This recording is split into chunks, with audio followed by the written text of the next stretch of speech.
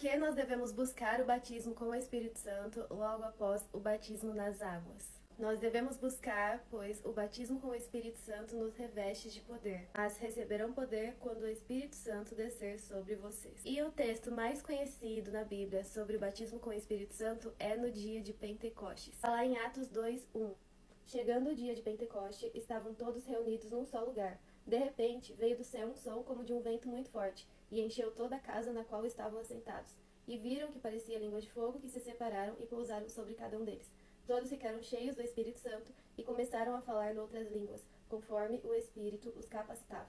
A evidência de que você foi batizado com o Espírito Santo é o dom de falar em outras línguas. Paulo lhes impôs as mãos, veio sobre eles o Espírito Santo e começaram a falar em línguas e a profetizar. Neste versículo, conseguimos ver que a imposição de mãos sobre a nossa cabeça por alguém que está cheio do Espírito Santo também é um meio pelo qual recebemos batismo com o Espírito Santo. Mas também podemos ser batizados com o Espírito Santo sem ser somente com a imposição de mãos. Vou contar pra vocês a minha experiência. Eu nasci e cresci dentro da igreja pentecostal e eu só fui batizada com o Espírito Santo aos 26 anos. Me batizei nas águas com 10 anos de idade, que é a idade mínima para se batizar, né? Demorou 16 anos ali depois do meu batismo nas águas para eu ser batizada com o Espírito Santo.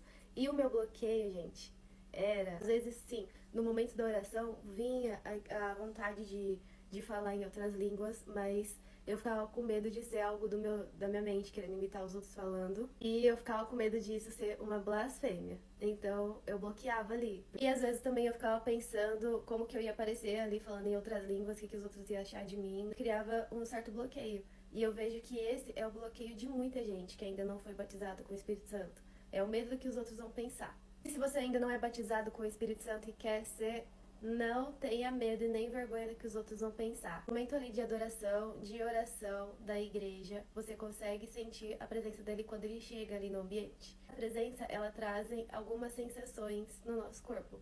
E as mais comuns são o choro, e essa é a que eu mais sinto. Eu sinto muita vontade de chorar, mas não é um choro de tristeza. A outra sensação é tremor do corpo, mas não é frio. Se você sentir uma dessas sensações assim muito forte e aquela vontade de orar, continue orando, continue adorando a Jesus e pedindo pro Espírito Santo que você quer ser batizado, mas não sinta vergonha em seu coração, porque eles são dos corações e ele sabe quem tem vergonha. Se você tiver vergonha, ele não vai te batizar. A vergonha e o medo pelo mover dele é o que bloqueia o batismo de muitas pessoas.